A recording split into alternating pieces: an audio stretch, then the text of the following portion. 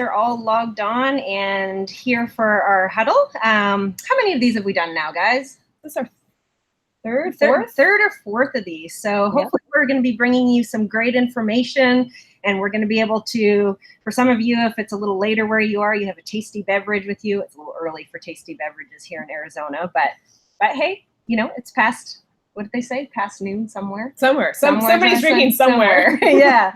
So thanks for joining us. We've got some good topics picked out. Of course, we have with us today, we've got Sue with us. So say hi, Sue. Hi, everyone. And we have Jennifer here with me, and she's here ready to take all your questions. The great part about being live with us, of course, we record these for you to watch afterwards or watch repeats or share around, that kind of thing. But we like you to come live because then you get a chance to ask us questions. So if you have questions, type them in as we go through this. We hope to keep it informative but casual. So, you know, Jennifer will be taking your questions, and we'll do our best to answer them through the time frame that we have. So we've been, you know, through the spring and through the winter months, we have a lot of different opportunities for us to go to camps, with the January camp in Bloomington, and then we have our big February camp. Both were a hit this year.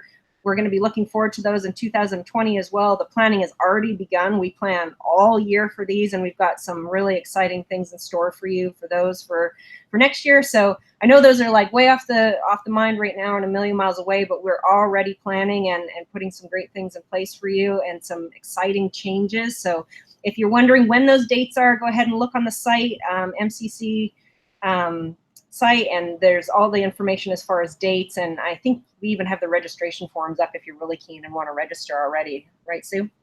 Yes, we do. Great. So, and you know, it's early season. We've had some, you know, the race season's already started, but it's early season. We've already had like awesome performances from the team. We've had, you know, Kristen Hetzel went out there and just like nailed it out of the park with the early season. Podium at nationals, podium at the world championships. This is something we've been working towards for 6 years, and I was just so proud of her. She knocked it out of the park. Pablo going top 3 at an ITU event. You know, we're going to talk a little bit today about age and athletic age and all of those things. This guy is in the 55 plus age group, and every year he just gets faster. And he's starting to podium at ITU events as well as half Ironman and Ironman, and he just keeps getting stronger and stronger. So that's pretty incredible.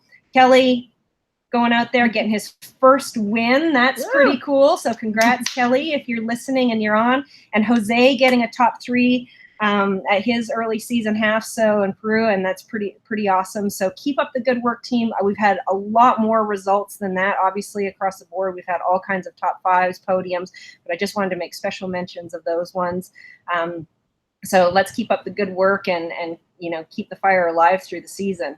And the 3 of us have also been up to we've been dabbling around in some different arenas. We've each done something new, which is kind of cool, right? I mean, so Sue, you went and tell us a little bit about your, you know, we like to challenge ourselves, take on new experiences and learn from them. What was the thing that you just took on? Tell us a little bit about it. If you look at my Strava file, you'll notice I run loops a lot over and over and over again. And I decided that I had never run a 50K. And I went and ran a half marathon and found out in 2 weeks after that, a short distance from my house, there was a 1 loop ultra marathon. And so I decided that it was something to do. And you could run it for 6 hours, and whoever got the most miles won. So, and those of you that have seen Katie at my races at an Ironman yelling at me, telling me to go faster and everything else, she got to do that over and over again, every mile. So it was really fun. Right? You took the win. You took the female overall win, and weren't you top 3 male and female overall? I was second, and Katie still points out that I should have won. So the guy that won had a lot of experience. It's a very different environment. I highly suggest it if anybody gets a chance to do it. I think triathlons sometimes we're super uptight from our PSI to everything else. Ultras, people come in race shirts from other races. They've got buckets of all their food and their clothes. They've got tents set up, and it's a really nice kind of social environment in addition to being a race. So what was the one thing that caught you by surprise about the event that you didn't expect and you learned from? I think the thing that caught me by surprise was that so much of our training does cross over. So the depth of fitness from our sport as a long course athlete, I could really dig into those reserves. And when you're used to racing 10 to 12 hours and it's a 6-hour race, it doesn't seem that bad. So it was really nice to think all the tools, and I was definitely more organized about my nutrition than most people were. So I was very disciplined, just like I am in a race, about how I do my gels and my water intake and everything else. So it's really nice to see all these skills that we've learned through the years together, apply it to something else and have it be very successful.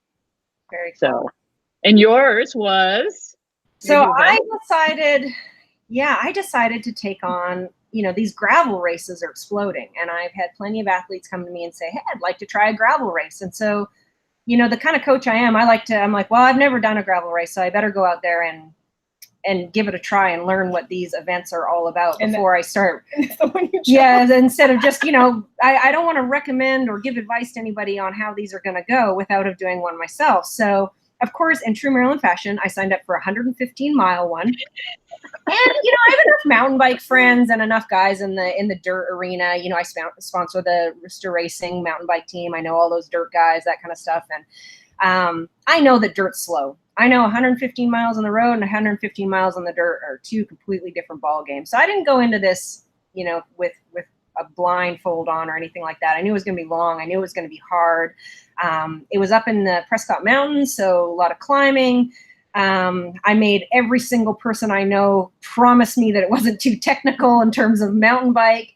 And I did some things like I didn't want to purchase a bike for one race. That's pretty expensive. So I did things that I thought I might recommend to someone. I went and rented a gravel bike from a bike shop, and I got them to fit me on it properly. I took all the details of that kind of stuff, and I will say 115 miles on the dirt. Whew, that is no joke. And same as you said, there's a crossover. I've ridden my bike for 8.5 hours many, many times in my career. And I was a very high volume Ironman athlete when I was racing for a living and when I was a bike racer. So, doing 8.5 hour rides, doing, 1,000-kilometer weeks, week after week. This is something that my body's been there before. If anything, my brain's been there before.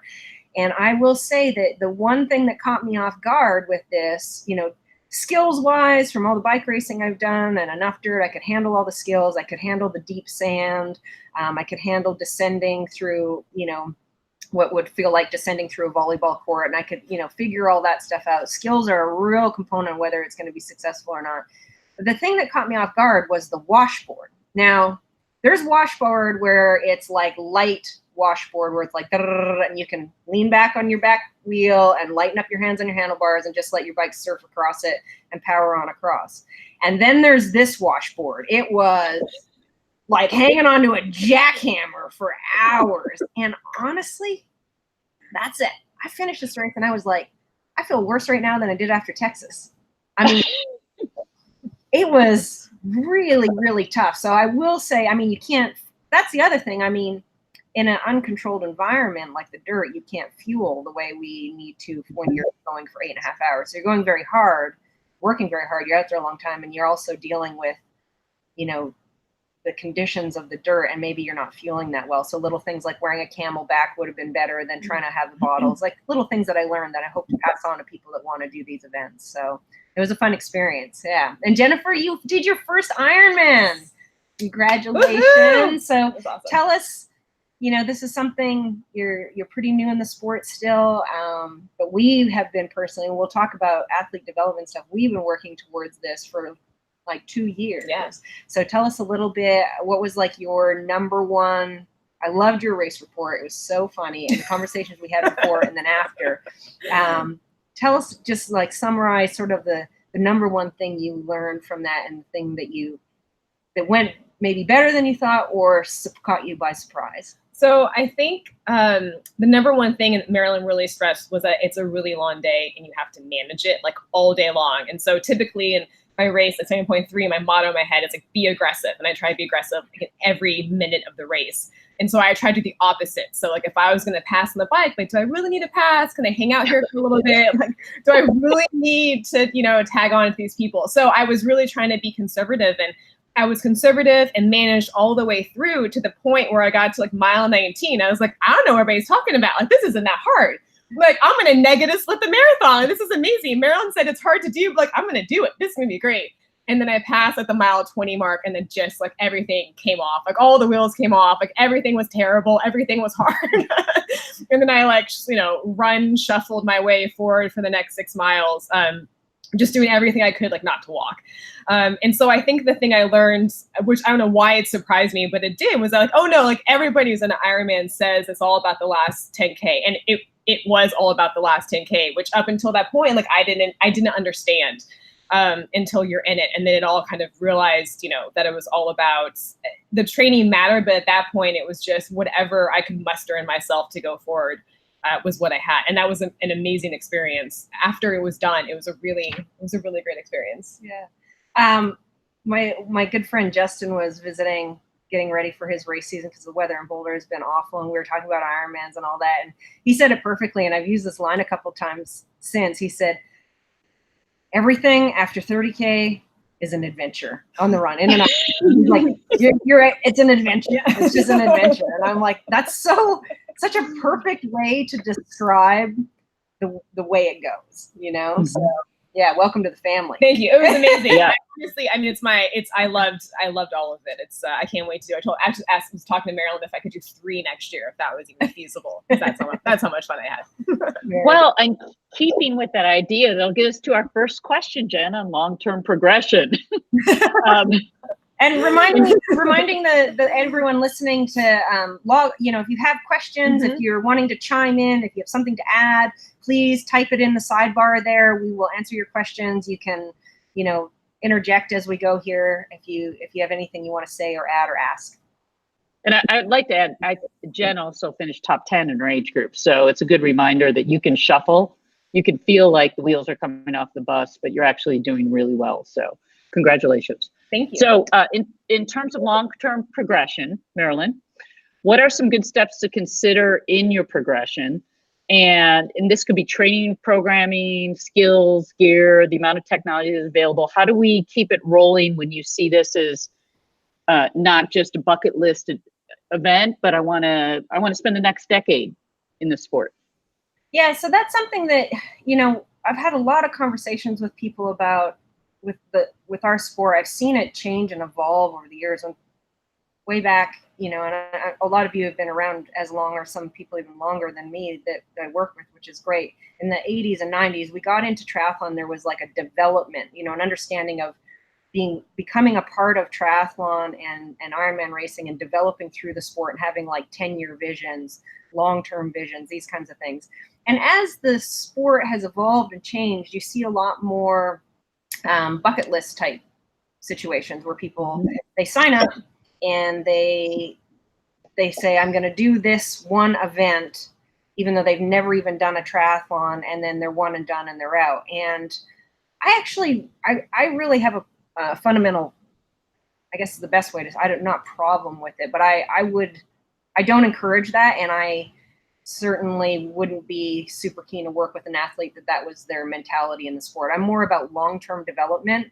And so when someone comes to me, wherever they're at in their development, you know, we might say, and you know, we can use Jennifer as a good example. She started to, you know, show some interest in endurance sport early on. And you'd be surprised, some of the things that we did when we first started is I literally, and you know, some very famous coaches do this as well. And I learned this sort of tactic from them. John Hellemans was classic for it years ago. I just gave her a piece of paper and I said, she just wanted to do some swims. I said, here's 3 swims. Do these 3 swims every week. And then tell me what your times are for each of these 3 swims, and do this every week for the next month. And then I'll give you some more. And then we progressed it to swim, bike, and run. And we stayed with this piece of paper method until it was like 8 months. Yeah, like 8 months. She didn't even know what Training Peaks was. She had a road bike. The first thing I did do for her right away is I said, get a good bike fit right away. She didn't even really know what that meant, but I sent her to someone who I knew was very good and was going to set her up right so she wasn't going to get injured and she was comfortable on her bike. But in terms of, it was like 8 months and someone else told her about Training Peaks and she looked at me, she goes, well, why don't I have Training Peaks? And I was like, you will.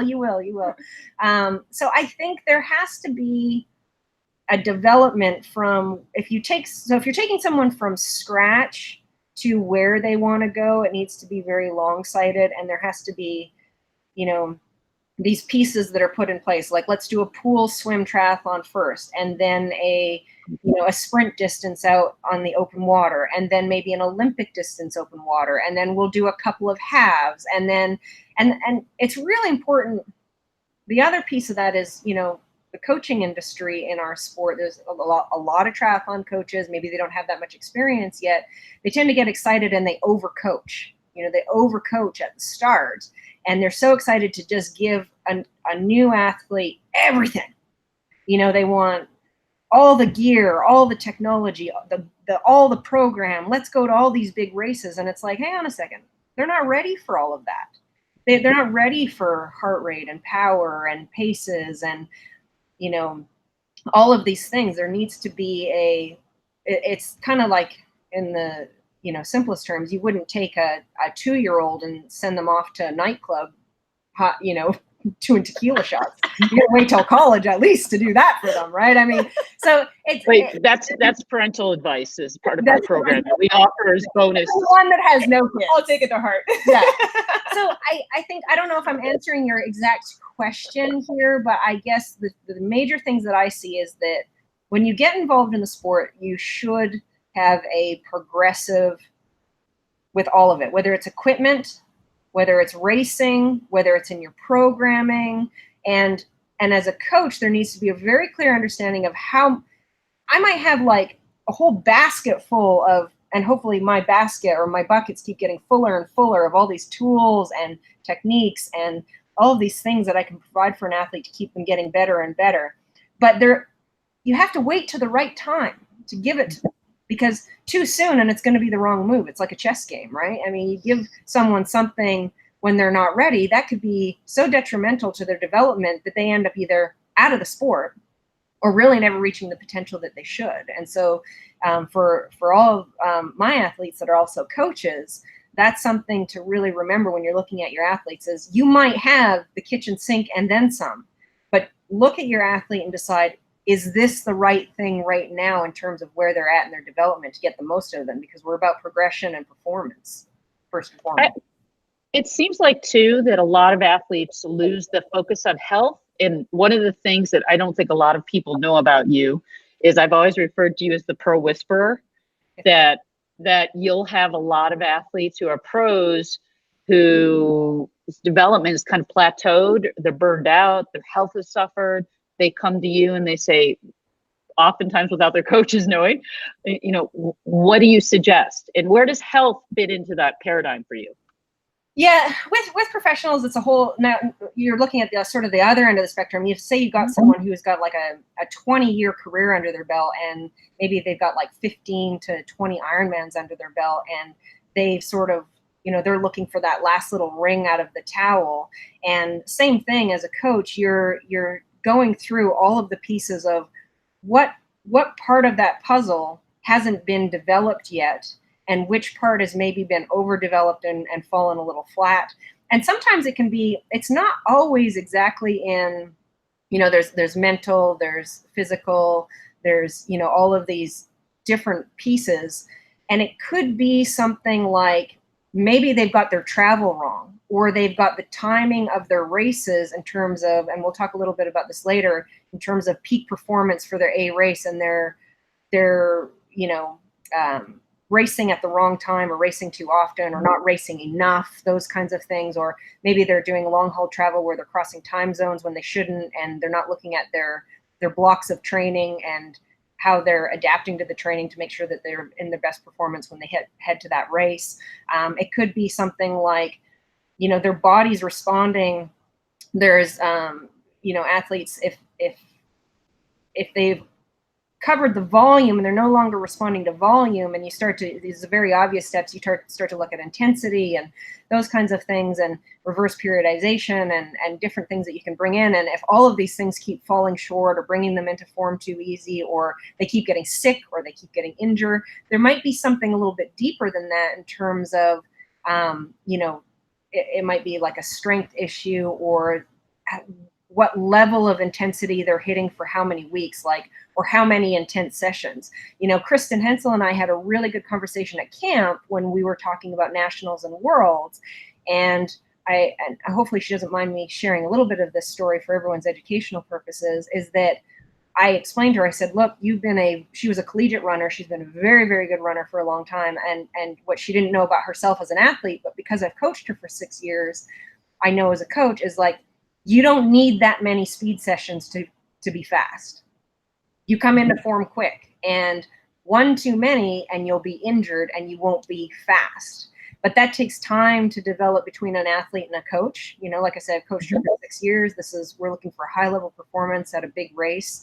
And so she puts a lot of trust in me, and she knows that if I tell her, hey, just tempo today, just fartlek today, we don't need to go that fast. And trust me, there's plenty of times she emails me, can I do a 5K race? I feel like I need to race. Can I go to track? Can I go to track? Can I go to track? And no. But she always listens. She always, no, okay. If I say, we don't need, and then I'll say, okay, we need a couple of speed sessions. We need just a little bit from you. And then boom, she comes into the form at the right time.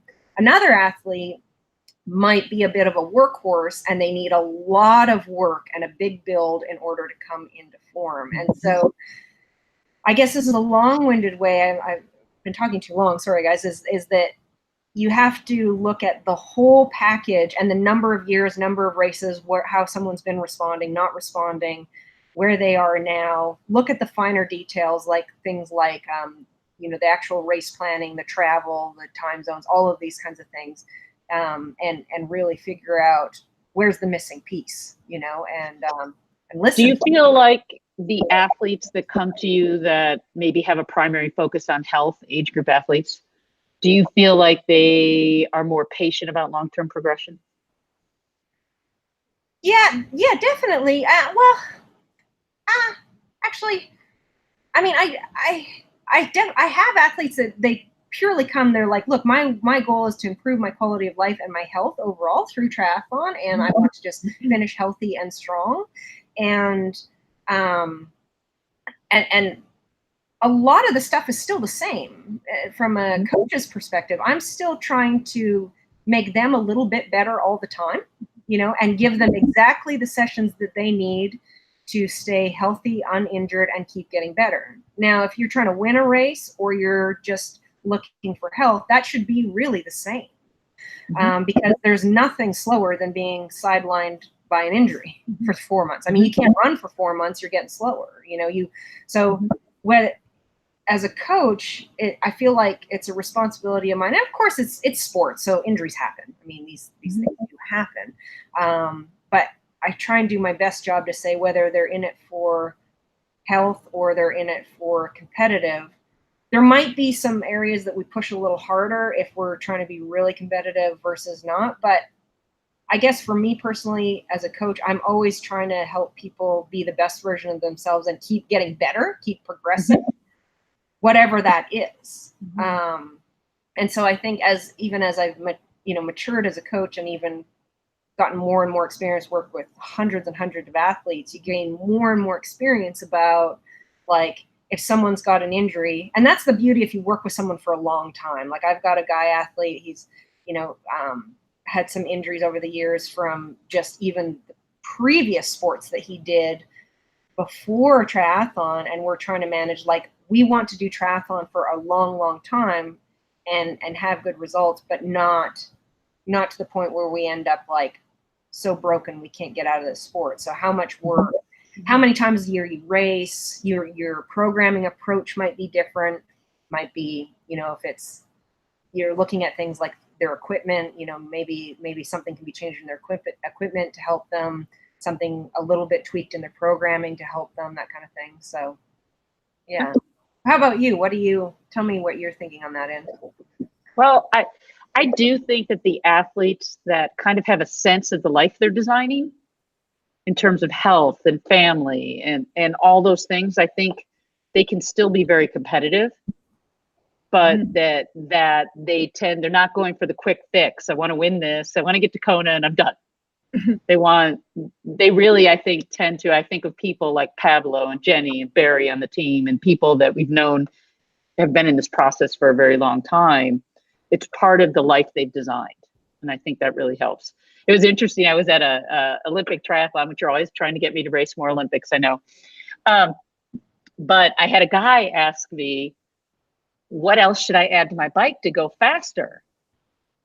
And it was before the race. I didn't really want to go very deep into it. But the first thing that came to my mind was, how about we clean the bike, put some fresh tires, a new chain, and talk about those things. And so the technology and the gear is so easy now versus to when we started the sport. It's so much easier to get all this gear. But again, if you can't invest the time in the basics of cleaning your bike, putting fresh tires, fresh tubes, a fresh chain, making sure your stoker bars are even, all those things that can make you go fast, it's not appropriate until you can do all those things to get the other gear, basically. So again, long-term, slow progressions, I think we've seen very effective. The season has just begun. So how should people be thinking about their pacing right now and as they go throughout the season? Yeah, Jen, who wants to do 3 Ironmans a year. A little bigger. Lots of people do. I mean, there's people who do 5, 6, 7, that kind of thing. That's a whole nother conversation, a whole nother topic. I've been down that road. So you know what? I don't know if any of you will remember this lady. Her name was Joanna Lawn. I think she won Ironman New Zealand. I'll have this wrong, the number wrong, but it might have been like 8 times in a row or something crazy like that. She was top 3 in Hawaii many, many times. Obviously, New Zealand was always in March, Hawaii in October.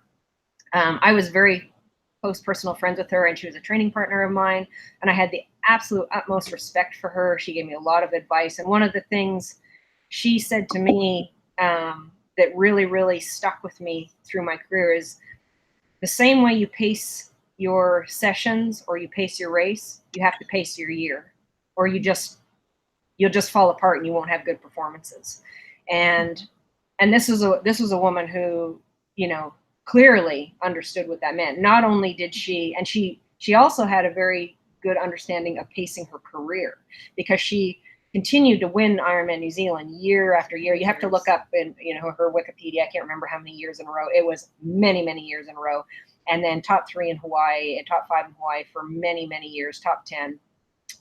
So she had a very clear understanding of this long-term development, as well as what it means to pace the season, pace the year. And, when you look at your programming, the performances, it depends where your A race is and where you live. And we've talked about this before in terms of weather and that kind of stuff. But in general, you're going to see things like you're going to need a bigger build into the early seasons because it's early in the year and the fitness isn't quite as high early in the year. Recovery from races will take a little longer early in the year. You gain momentum and fitness from races as the year goes on. So if you have a very early season key race, you might need to do like some other stuff to get fit enough to be ready for those early season races, or you have an understanding of it's going to take a few races to come into form and come into shape for those key races, and understanding that the recovery gets quicker and quicker after each race as the fitness builds throughout the year, that kind of thing. So I think, I think the biggest challenge now is that there's no clear race season, because you can race all year long with the Ironman circuit. I mean, it used to be a very clear, this is when the races are, and then this is the off season. And now there's races all year long. So I think it's important for athletes, and we've talked about this before, is setting a very clear race season and understanding where you want to perform your best at what point in the season. Does that match your life? Like you said, does that match the weather? Is everything going to fit and then, pacing your way there. There's no sense in being in your absolute best shape 8 weeks out from your race, right? I mean, you're not going to hang on for 8 weeks without either getting injured or falling off a cliff by the time you get to your main race. You've got to have the patience to know, like, okay, this is building momentum and fitness and the training blocks, and I'm building off the back of these C races to be ready to go at my A race. I get a lot of athletes that get anxious about something that's important to them, and they lose a little bit of sight of that, and they're just judging on what's happening right now today. They're thinking about their race, and it's like, 8 weeks out from their race, and they're starting to like maybe self-doubt or not feel super confident. Like, hang on a second, you got 8 weeks. If you're hitting it now, it's going to not be good by the time we get there. That's too far away. There's a lot of time in there. And that's the same as, as the year goes and where those breaks need to be placed. So like you just did an Ironman, and what did I say to you? You said to me, Kit Peak the other day, you said, how long after this Ironman will I have, knowing that we have Ironman Arizona at the end of the year? Yeah. Like I said 3 weeks, we're going to have 3 weeks. We're just going to let the fitness come down, recover. It's your first Ironman. It's early season, and today you're trying to ride. What was your, like top aerobic heart rate for like 90 watts, something ridiculous like that. And my workout was just like lake speed training, just high RPM stuff, nothing serious. But it just shows you that like I felt great going into it. Now I feel like I had like a 6-hour ride. Yeah. And I did an hour's worth of training from the trainer. But you have a great understanding that like, okay, we had this big build at the front of the year. We had this big event. Yeah. Now we need to have a break. We need to detrain. We need to let the recovery take place. We need to actually get out of shape a little bit. And then we can start our next building block of training, improving, C races, and then our next target event at Ironman Arizona. Yeah. So, what do you feel about that, Sue? I also think that component too of training our mind to suffer and early season, we're really not there. We're coming out of the winter and, we're going out and we're trying to learn again what that 90% effort might feel like and how the hell am I going to hold this for more than 2 minutes? And so I think there's always that psychological adaptation process that has to happen, and to be gentle with yourself that it's a process. It doesn't happen right out of the gate. And if it does, you're going to blow yourself up. So you need to be patient and let it build throughout the season as opposed to just being an all-star in April, basically. So what about the athlete that's in their final years of their career? Not me, but out, Sue said, "Hey, what are you trying to say?" I remember you always saying, "When you're ready to be done, we'll do Ultraman." No, but what about an athlete in the final year of the career? Is there a significant difference between your actual age and your athletic age? How does that affect it? And what have you seen through the years? Yeah, this is a pretty big question as well. I'm going to actually let you sort of start the ball rolling with this one. I've definitely got some things to say with this and what that means and looks like. But I want to hear your thoughts up front on this one, Sue. I am just starting to notice the aging process a bit, but not yet. Like I'm cocky enough that I don't really think it's happening. Biologically, it has to be happening, right? I'm plus 50 now, so I get that. I'm amazed at my ability to train as much as I do and continue to roll it and recover. But I think it goes back to the fact that my athletic age is very young. I didn't really pick this stuff up till 40. Or right before 40. So I don't have worn joints. I have no knee issues. I have no shoulder issues. I wish I did sometimes. I have nothing going on that kind of preempts my ability to keep doing a lot of this type of work. So I think I've been fortunate in that, but I do see a lot of athletes. I have a friend who's 65 plus. He just qualified for Kona. And one of the things that really benefits him is long hikes with his dog. That is where he can do a lot of training and yet not wear his body out and be fit for his races. So I think we have to take into context what our actual age is. but also then take into context what the athletic age is. Marilyn? Well, actually, if I can interject, and you talked about a little bit, but Kelly wanted to know any thoughts on age and the speed adaptation. Yeah, I think, Kelly. So wait, is that Kelly Sippin? Yes. There's no issues for you, Kelly. Mr. Blazing fast on his 800s this morning. Holy man. Yeah, I think it depends. It really depends on the athlete for sure. You know, obviously, as you get a little older, some people will say that some of the older athletes that I've talked to, so because I've seen, there's exceptions to all rules, they'll say that the first thing that they'll start to notice is their run starting to decline. But, you know, I've also seen guys and girls out there in their 60s, especially on the bike. I mean, they will absolutely, you know, kill you and any 25-year-old out there. So I think in terms of, you know, Kelly, your specific question about adaptation, like I think what you're asking is, if you're older, does it take you longer to adapt to the training or have a response from the training in order to get the result you want? And I don't think that, for what I know, and maybe, you know, if we brought in a sports physiologist, they'll have like all these data markers for you. But what I've experienced is it doesn't have a lot to do with age. It's still just individual to each athlete. And like I said, I'll use Pablo as a great example.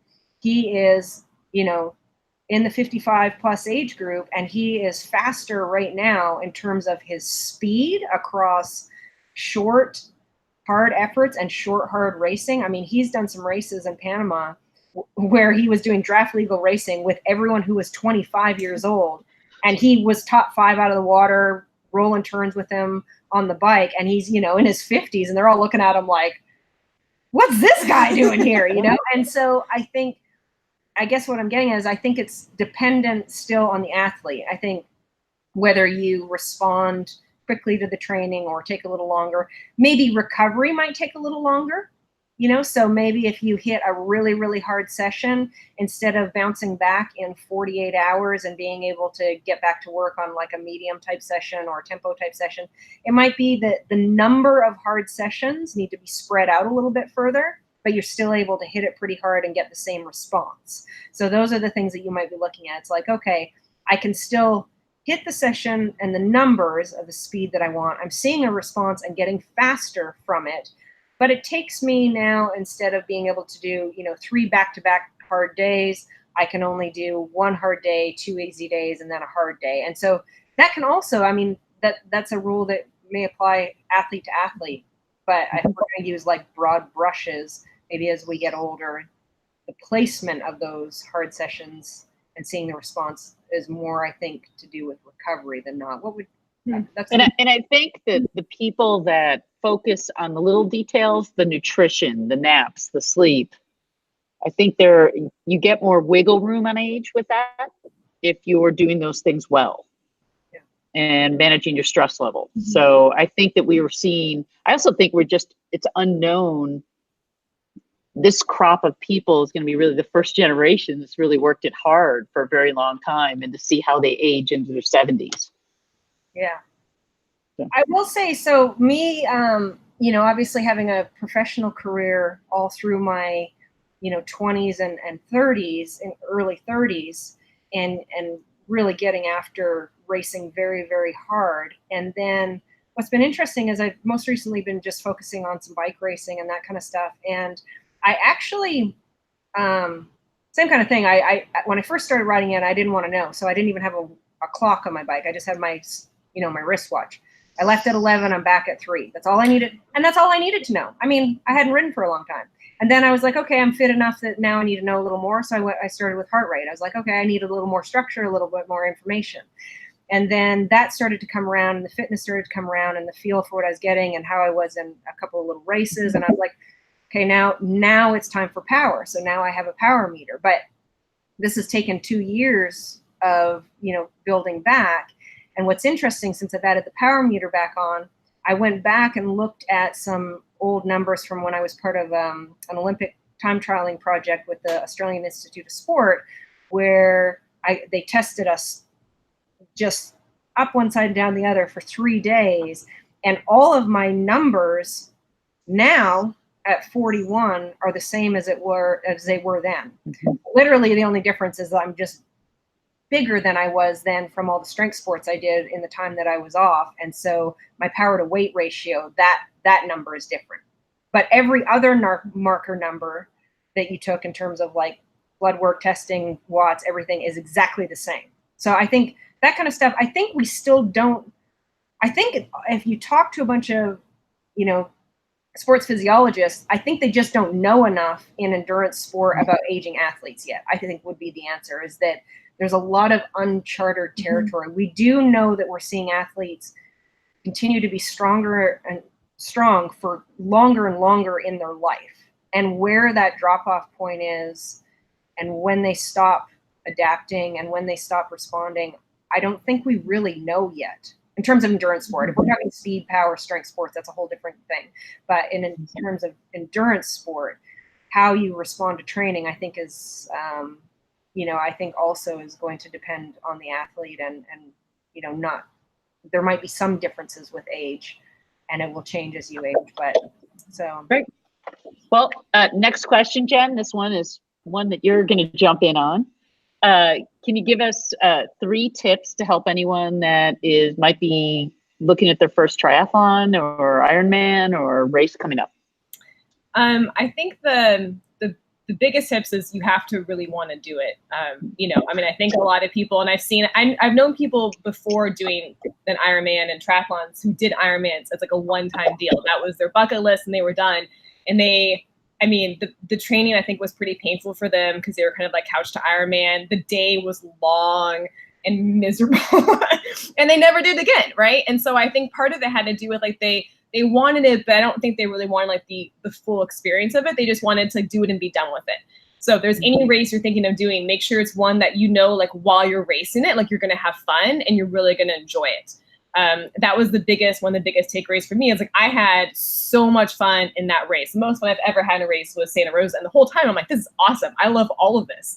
And that's the happiest I've been while racing. So I think to find something like that and find a race that you're stoked about, maybe because like the scenery is beautiful, maybe it fits for your life and your family, maybe it's the distance you want to try, is a really critical piece of it. Another tip I can give is don't do what I did, which is entirely freak out like the 5 days before the race. And I've done like 5 half Ironmans. So I was losing my mind. Like finally I texted Marilyn the day before and I was like, please just tell me something that will make me less nervous. Like I just can't for me, it was the distance. Like I just couldn't wrap my head around like doing the whole distance together. And it was totally fine race day. And I knew it would be. I knew I had the training. I knew like the minute I like got my wetsuit on, it'd be game on and I was fine. But like I spent so much energy just like fretting and like spinning circles in my head about like doing this race. And then I think the final piece of advice was what I try to do was always focus on the moment during the race because it is such a long day. I'd be on the bike and be like, okay, like I have 3 more hours and I have my run and transition. Like, no. Like, what are you doing right now? What's your power? What's your speed? What's your heart rate? What's the person in front of you doing? Like focus, bring that back. And then the run, same thing. I try to take it like, no, like put it here. Don't think of the finish line. Think of the run, think of your food to make sure that I wasn't, getting ahead of myself. But what mattered to me was like in that exact minute, what I was doing. And so I think that helped a lot to keep the day. It didn't feel that long when you're focused on just the one foot in front of you. Great. Anything you wanted to add, Marilyn? No, what's funny, I love listening. One thing that I always tell her these things when she doesn't know they're coming, is that one of the things when Jennifer first started all of this, and we started with that piece of paper and going back to the development part of an athlete, is Matt was asking me all these questions like, oh, when are you going to do this with her? When are you going to show her this? When are you going to tell her about that? And I just kept saying to him, this was before she had done any race, I said, I want to see if she likes it first. Yeah. Because you can, and he was like, have you told her pace times are pretty good in the pool? Have you told her what you're seeing? And because I would tell him all of these things and we'd go home and I'd be like, oh my God. Ah! And then, but I would never say anything to her. And he goes, have you told her any of this? And I said, no. And he goes, why not? And I said, because I want to see if she likes it first, because she likes swim, bike, and run, not because she thinks this is something that might be, successful for her or that she might see some results. I wanted to know that she simply liked swim, bike, and run. And then if she did, then we'd move to the next step. And that wasn't for me to decide. And so again, for, you know, my athletes that are coaches, there might be some things that if someone comes to you and says, hey, I want to try this, and you might see that they are going to be pretty talented at it, you know, you might want to wait to just let that, you know, excitement come, you know, billowing out of you. And even though you mean really well by it, you might want to just hold back and say, like, let this athlete find their own feet and let them figure out if they like it first. And then they'll find their own path. And if they like it, when it gets hard, they'll stick with it. And that's that. Are they going to stick with it? Are they in this for the health and the development and long term and that kind of stuff? Because it's their choice. You know, it's a choice they've made, and they actually enjoy it, and it betters their life, and it's not someone else making those choices for them. And that's the reason I won't pick races for athletes. I want an athlete to pick the race they want to do, because when they're out there, if I've picked it for them and it gets hard, they need to want to be there, not me. I've done the races that I want to do. So they have to be the one that's like super fired up to be there and excited to be there, not me. Great. One of the things we thought we'd do with this huddle for this segment is we'd each come up with a workout that we like that we would share with the team. So Jen, you were going to cover swimming. Yes, so I really like pyramid workouts. They just make times go faster. So my favorite one, Marilyn had given to me a couple times the last couple of weeks leading up to the race, was like an 8x25 every fourth one fast, and then a 6x25 every third one fast, and then a 4x25 all fast.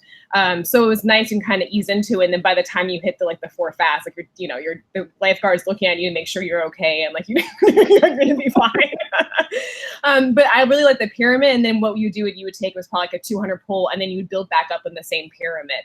And I always really like those. It's kind of like a sneaky way to get some speed in with a little bit of recovery too. Marilyn, cycling workout. You have a bunch lately. Oh man, I don't know that they're my favorite. So today when I was riding, I literally pulled from this one rep at a time, one rep, just one rep at a time. I was dying.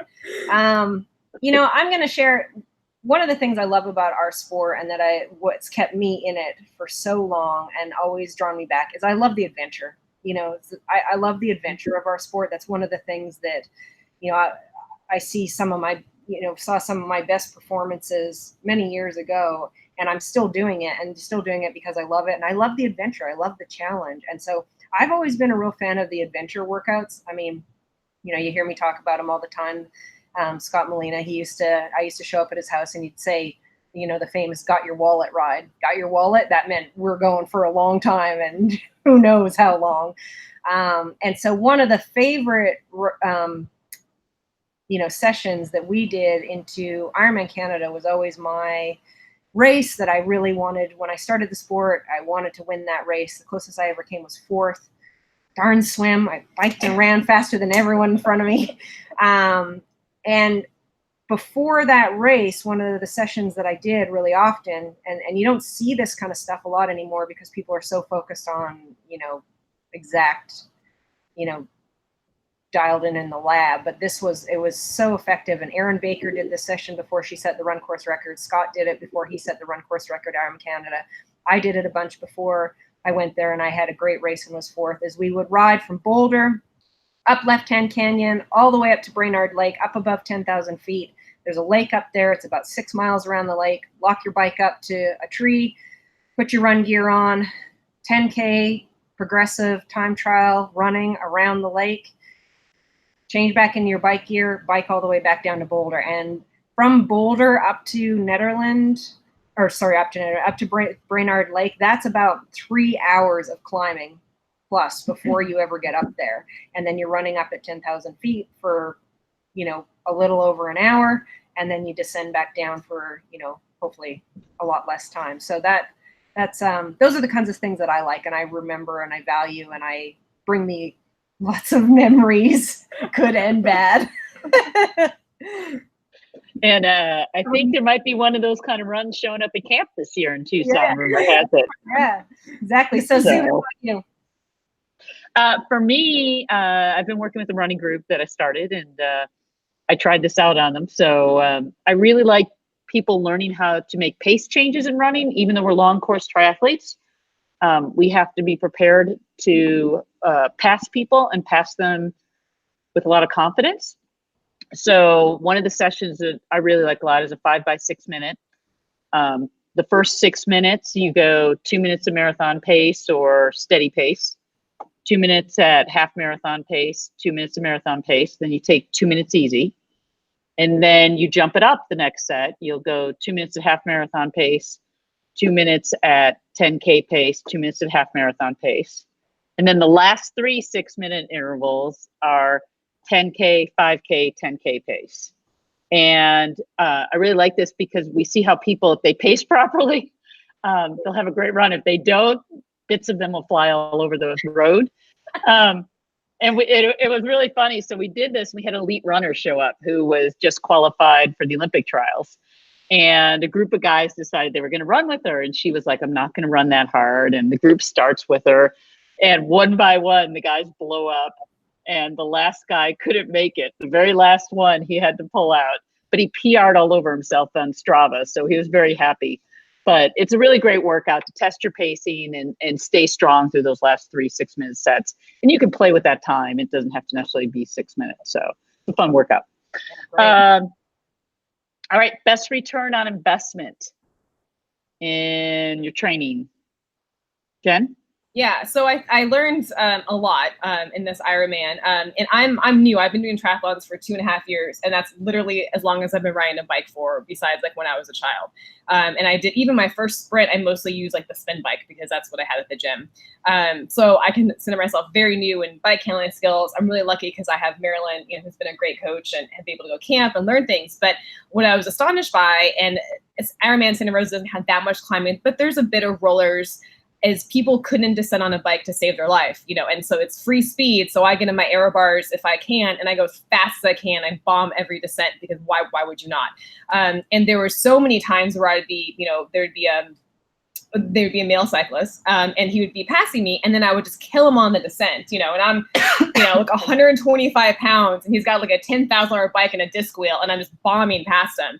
And so many people were so timid that they just weren't riding the scent. They were up, they're up in their handles. They just were so scared by it. And, here you are, you're riding 112 miles. You've been training all this time and you can't ride the scent. And that's really interesting. And so I made up a ton of time on people just from being confident in my bike skills. So I think, I was laughing. I was like, man, these people must be on Zwift all the time. Like, my God, like, ride your bike outside. This is ridiculous.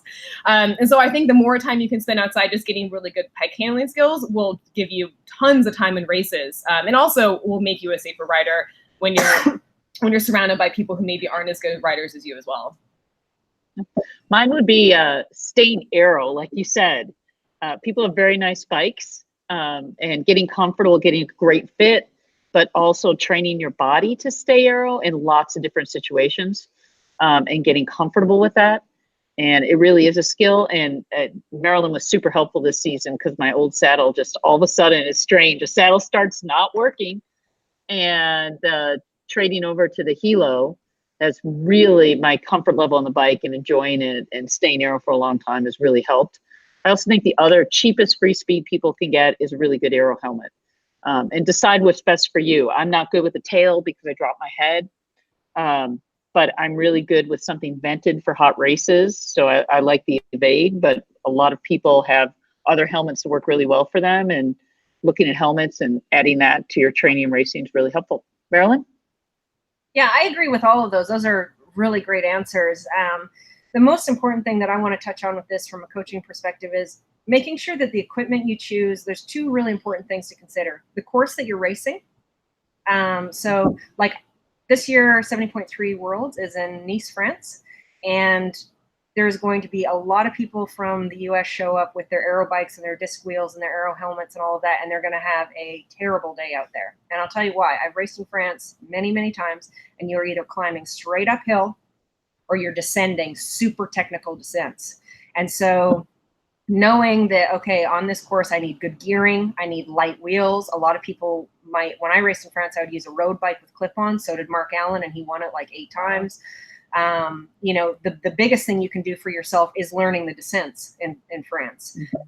So, you know, knowing the course, if you're in a super windy course and you're a small female and you've got a big 808 on the front and you can't handle it and you're having to stop pedal and sit up and having to slow down because you're getting blown all over the place, you're not going to be very fast. So number one, understand what gears you need for the course that you're on. And what I mean by gears is like the gear ratio on your bike in terms of the hills and the terrain, and understanding, you know, when you need to shift or not shift.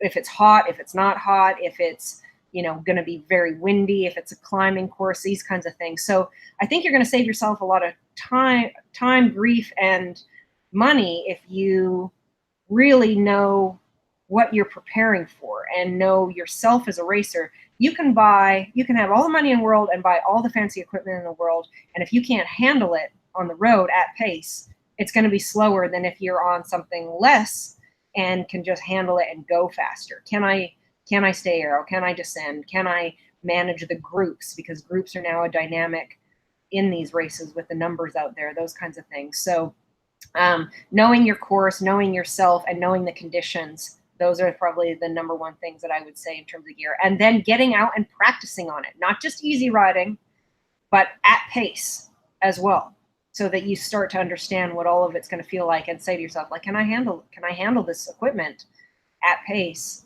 Like it will come on race day under stress. We've seen a lot of backlash on technology lately with triathlon, and where are you standing on that right now? What do you think in terms of athletes that you're seeing? I think technology is a good thing. I mean, we're given all of these tools and we should use them. And I know everyone thinks that I'm like super anti-technology, but I'm really not. I've done more testing with Alan Cousins and, like I say, with the Australian Institute of Sport, and I was tested probably every 6 months of my whole professional career. I really like data, and I'm watching data all of the time. But same thing with the development of athletes, or different time, different place, different type of athlete, different. It's got to be the right thing at the right time. And so, you know, like there's nothing wrong maybe for one athlete doing everything on something like Zwift because of their life and their time restraints and all that kind of thing. That's going to work for them. And, you know, as a coach, you might go to them and say, hey, we've got to at least get some of your long rides on the road so that you get used to the road surface and the wind and the conditions, and train your neck to be an aero and all of the things that are really going to slow you up on race day. Things like heart rate, power, pacing, all of these metrics, you know, you've heard me talk about this many times. It's like watching a gauge on a car. You're using these metrics all the time to regulate, how am I doing? Am I progressing? Am I, you know, maybe getting a little bit overdone? Am I coming into form too quickly? Am I, you know, and there's different times of the year. We talked about pacing the year earlier. You know, early in the season, I think a lot of these metrics need to be very loose. You might be more by feel. You might be, you know, hey, let's just go run. Let's just progress. Don't wear a watch. Like I talked about my own experience coming back to cycling. First, I just wore a wristwatch. Then I went to heart rate, then bring on the power. And so same thing when you talk about pacing the year. You might start the year out with very, very little metrics, dialing into just perceived exertion. Some people like heart rate at the start of the year to pace their year, to make sure that they're not going too hard at the start of the year. Different athletes, right? Some beginners really need a very specific power pacing plan in order, or not even beginners, some athletes in general, in order to learn pacing and what that feels like in their legs, and they can correlate the two. And there's always a cross-reference. Heart rate's telling you one thing, power is telling you another thing, pace is telling you another thing. You know, all of these things are, and then your perceived exertion, what your brain is telling you, and what you're able to overcome. And each athlete's going to be a little bit different. And I think it's important as coaches and as athletes to understand that at different times and even different workouts, like I have some workouts where I'm like, no gadgets today. Just go check those aside and just go ride, just go run. That's all you need to do today. And then sometimes I'll be like, no, we need to follow exactly this cadence at exactly these watts at exactly this effort, and don't deviate from it. And there's always a reason for that. So I think technology is good as long as you're using it in a way that is continuing to help you progress as an athlete.